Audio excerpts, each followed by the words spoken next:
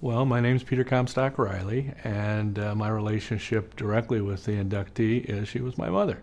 One of the great things about her was the time in which she really came into the profession, and that allowed her, as a woman of great, dedication and passion, to really go after her dream. And that dream from the time she was a young gal was to be an attorney in a field where in those days, in the 30s, 40s, and 50s, there really were no women. So certainly, her mother, Josephine Comstock, grew up in a much earlier time, but I think she instilled in her that you can do anything you want to do if you just put your mind to it. And she was born her mother in the late 1800s in Mexico, came over to the U.S. with Quaker missionaries at age 13, and went on to be one of the first women to graduate from the newly founded Indiana University Nursing School at that time, excuse me.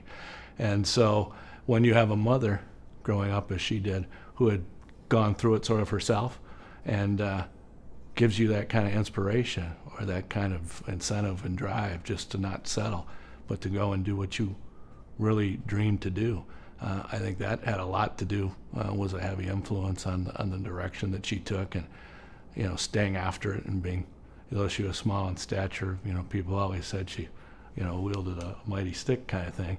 And I think that's where she got a lot of that upbringing from early on in her life. So suited her well, certainly, and I know she was, very proud of both of her parents and what they had accomplished.